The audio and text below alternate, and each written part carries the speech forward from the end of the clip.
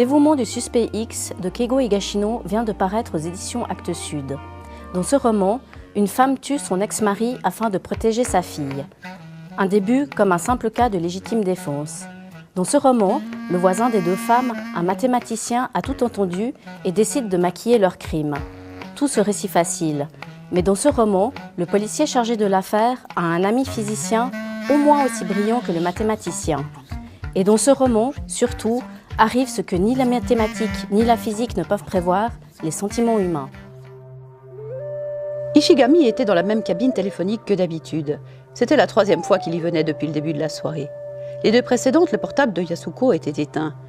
Ça ne s'était encore jamais produit et il avait eu peur qu'elle ait un problème. Mais le son de sa voix le rassura. Il avait entendu sonner à la porte de ses voisines assez tard dans la soirée et il ne fut pas surpris d'apprendre que c'était un policier. Yasuko lui dit qu'il était venu chercher les contremarques des tickets de cinéma.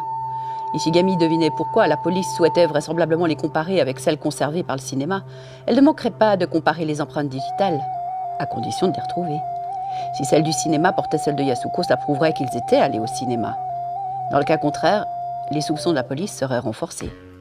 Le dévouement du suspect X est le 2e roman traduit en français de Keigo Higashino.